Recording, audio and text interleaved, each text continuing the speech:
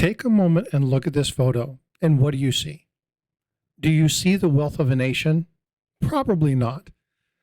But would you be amiss if I told you that for over 560 years, this little brick building, this narrow corridor, this street was the wealth of a sovereign nation?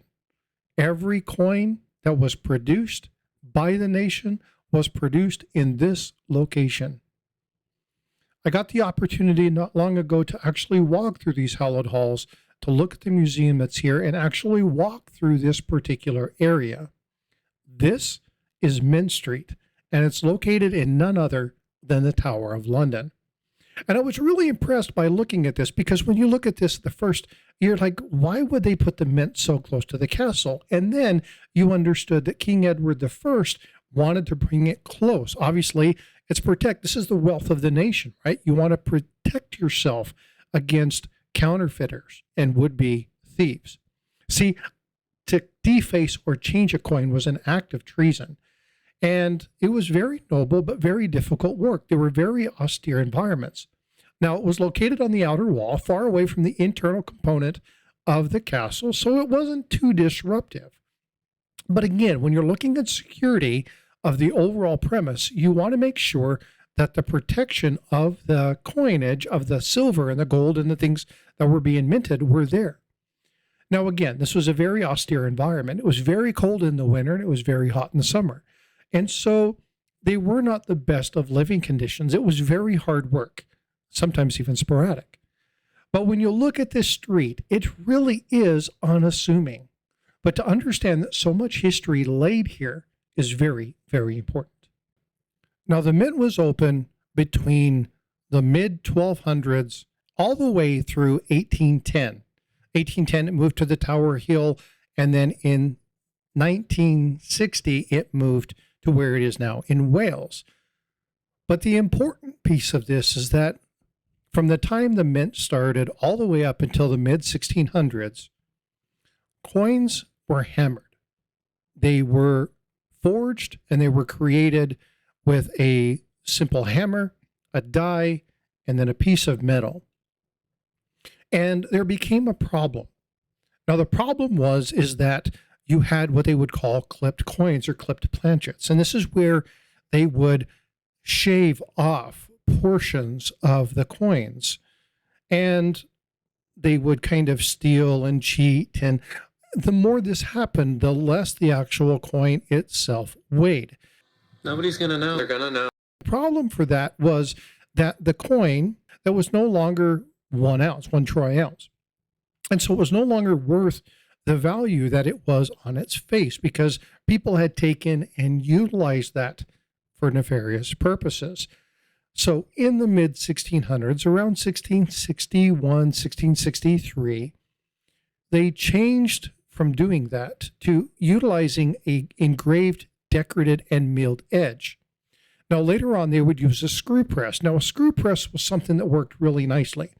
It actually helped produce higher levels of pressure, and it also allowed the minting process to go faster. But again, it didn't deter people from trying to forge and fake and counterfeit the coins. So in 1696, there was something called the Great Recoinage. And this was an attempt by the English King William III to replace all those hammered coins. See, they wanted to get them out of circulation because they were no longer viable money. And the weight in other countries like France and the Netherlands was actually worth more than it was the face value within the own nation. And so people were melting the items and taking them abroad. And that was a major problem for the royal family, right? For the country of England.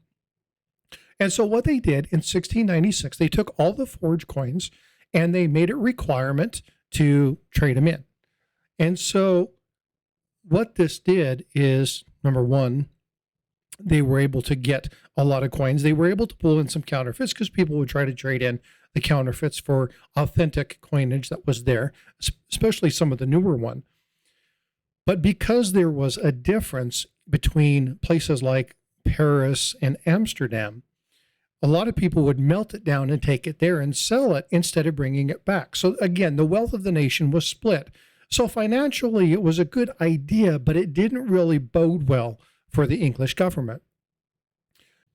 One thing that really did come out of this, though, was the identification and the need to preserve the actual coinage.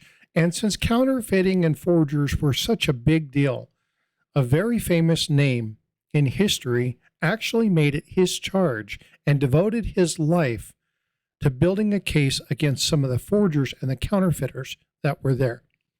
That was Sir Isaac Newton.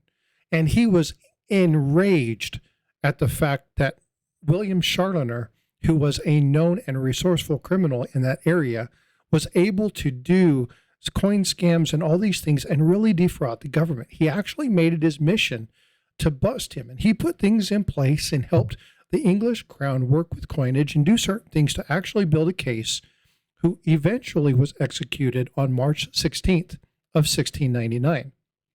But 100 years later, another person who became extremely adept was actually a soldier, and his name was James Turnbull.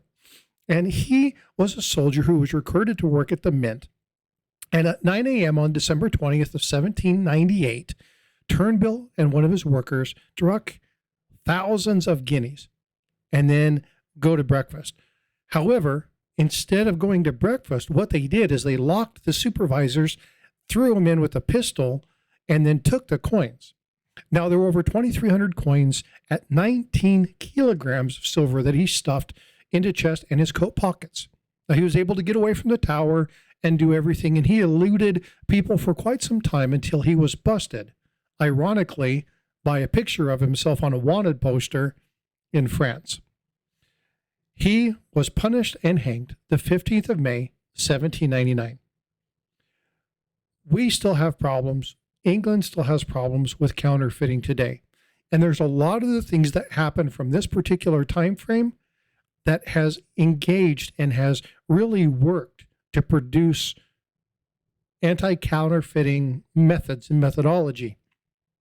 The privy marks of today's coins within England are one of the many things that are there. The hidden security features that are embedded in some of the coins, especially the bullion, is second to none. But counterfeiting still reigns supreme, and you have to be careful. Throughout history, counterfeiting has been a problem. But I wanted to bring this to you for just a little while, show you this unassuming street, give you a little bit of its history about Mint Street in the Tower of London. Ladies and gentlemen, this is Frostbyte. If you've enjoyed this conversation, if you enjoyed this topic, do me a favor. Hit that like button, leave a comment down below. Make sure you subscribe. And you know what?